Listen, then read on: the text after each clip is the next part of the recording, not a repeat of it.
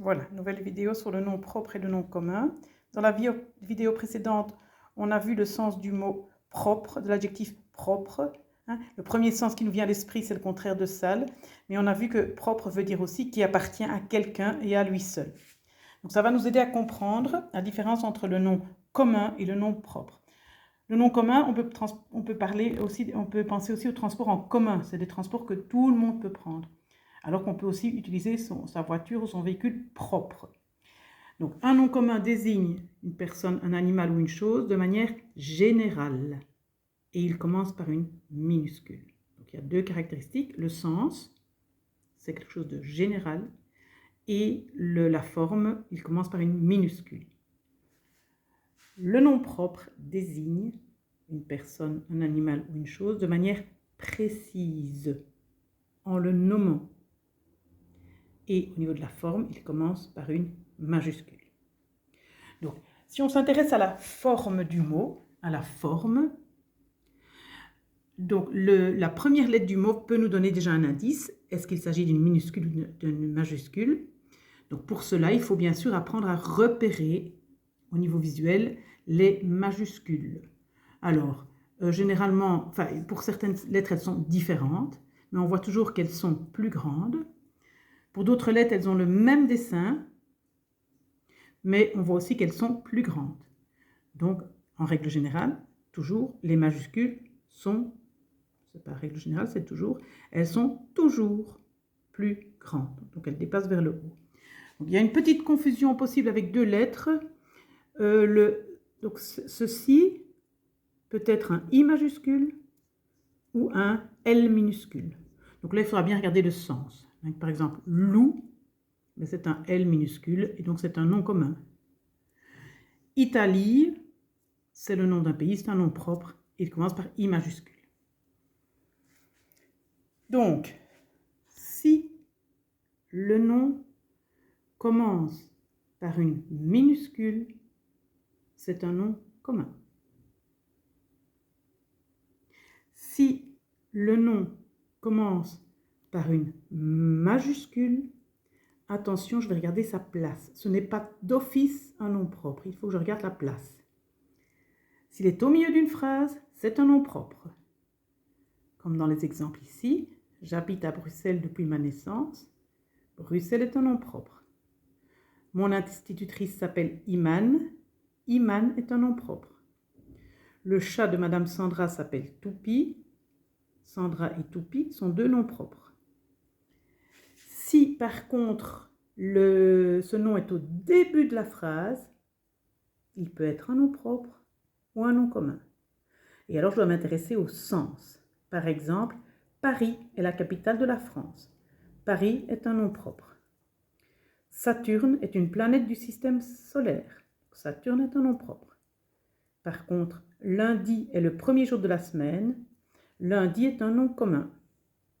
Mais il a une majuscule parce qu'il est en début de phrase. Montagne est un mot qui m'inspire.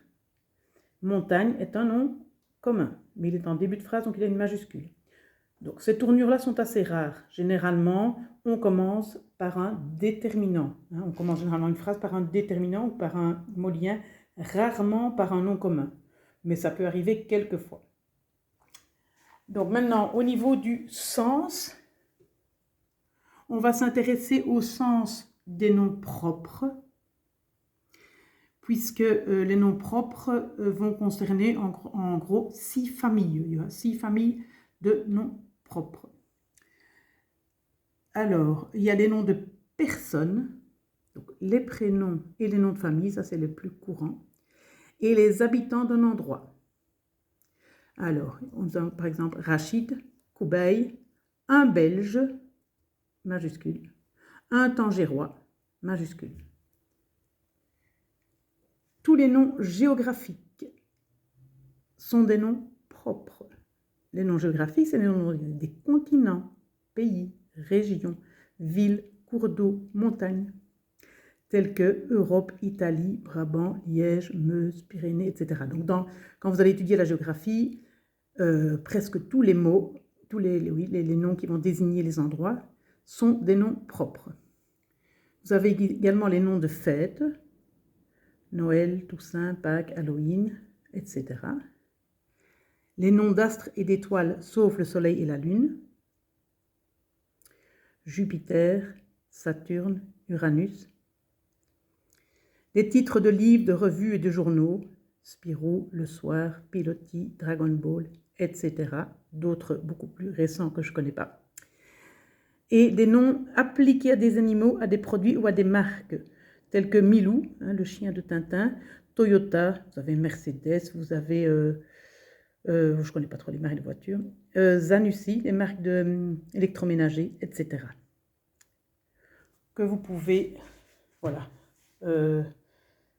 retrouver dans un schéma comme ceci.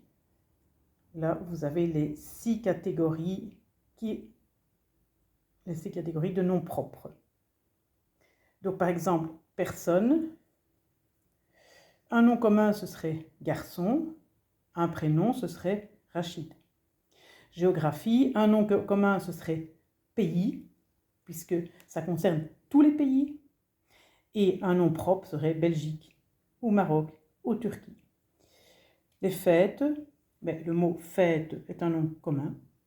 Et Noël, etc., Pâques, etc. Alors, je pourrais dire l'Aïd, mais ce n'est pas un nom français. Donc voilà, on ne va pas le mettre dedans. Les astres, là, il faudrait les connaître, sauf la Lune et le Soleil. Donc, astre est un nom commun, mais Jupiter, Saturne, Uranus, Vénus, etc. sont des noms propres. Les livres, Spirou, les revues, etc. Livre est un nom commun. Spirou, Dragon Ball, etc. sont des noms propres. Et les animaux et les marques, par exemple, chien est un nom commun, mais Milou est un nom propre. Voilà. Donc, quand vous connaissez les catégories de noms propres, vous savez que tous les autres noms sont des noms communs.